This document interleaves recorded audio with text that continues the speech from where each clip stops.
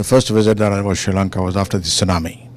When the tsunami hit Sri Lanka, Canada was out there to help assist Sri Lanka in recovery efforts, which is what I explained to them, that Canada is not an enemy of Sri Lanka, but rather we were there at the time when Sri Lanka needed us.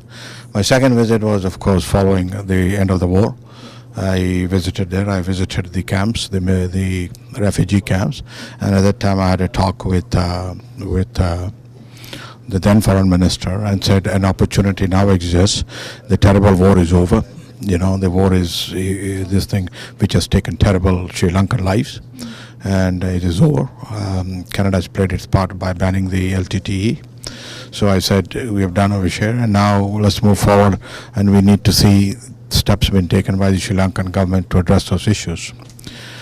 In our opinion, those steps that have been taken by Sri Lankan government are very slow and have not produced the kind of results which we believe should be taken into account. The opportunity now exists for not also reconciliation, but moving forward, progress for all Sri Lankans.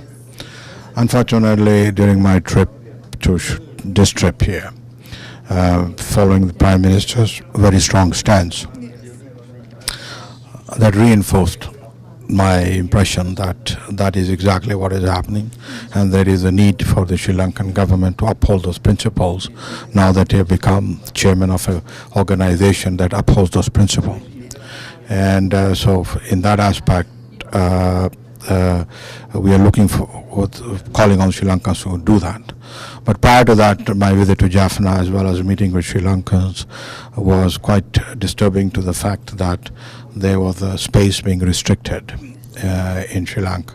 Why it would be restricted is something beyond my understanding, considering the fact that the Sri Lankan current government has received a very strong electoral mandate from all Sri Lankans, which they should, And so I do not understand why a democratically elected government, the space is being restricted. My impression, and we've been meeting with all Sri Lankans, Sinhalese, Muslims, Tamils, all have the same concern, that what is happening in their country is this restriction of democratic principles is very negative in the long term for Sri Lanka. Okay, you've mentioned this concept of fear in a democratic country and this restrictions, and then post-2009, it's been about 4 years since they claimed that they were going to go through reconciliation. Then now again, granted another 6 months till March. If this whole progress of reconciliation is still not there, if this still furthers to continue, what is Canada's next reasonable step in regards to this issue? Canada will, with its allies around the world, will continue demanding on international forum they uphold the principles of the Commonwealth, which is respect for human rights, respect for democracy, respect for freedom of religion, and the rule of law. Okay, we were very much concerned, as the Prime Minister said, the firing of the Chief Justice, and even the Commonwealth report itself indicated that did not follow the proper principle, the laid down procedure, right?